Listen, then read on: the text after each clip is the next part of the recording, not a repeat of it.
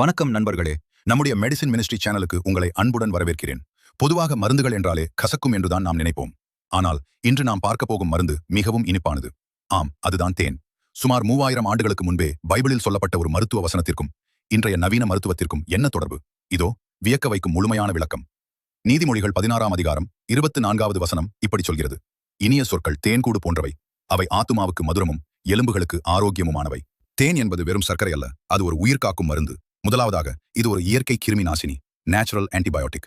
தேனில் உள்ள hydrogen peroxide மற்றும் குளுக்கோனிக் அமிலம் பாக்டீரியாக்கள் வளர்வதை தடுக்கிறது.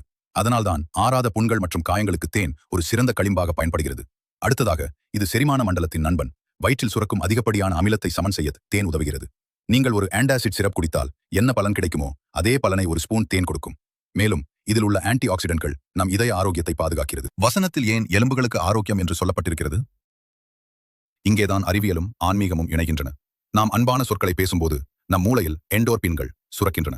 இது நம் நோய் எதிர்ப்பு சக்தியை அதிகரிக்கிறது. அது மட்டுமல்ல, தேன் உடலில் கால்சியம் உறிஞ்சப்படுவதை மேம்படுத்துகிறது என்று ஆய்வுகள் கூறுகின்றன. ஆக, இனிய சொற்கள் மனதை மகிழ்ச்சிப்படுத்தி உடலின் அஸ்திவாரமான எலும்புகளையும் வலுப்படுத்துகிறது என்பது எவ்வளவு பெரிய உண்மை. நண்பர்களே, ஒரு தேனீ கசப்பான பூக்களில் இருந்தும் தேனை சேகரிப்பது போல நம் சூழ்நிலைகள் கசப்பாக இருந்தாலும் நம் வார்த்தைகள் இனிமையாக இருக்க வேண்டும். மருந்துகள் உங்கள் உடலில் ரசாயன மாற்றத்தை ஏற்படுத்தலாம். ஆனால் அன்பான வார்த்தைகளும் வேத வசனங்களும் மட்டுமே உங்கள் ஆத்துமாவை தேற்றி முழுமையான விடுதலையை தரும்.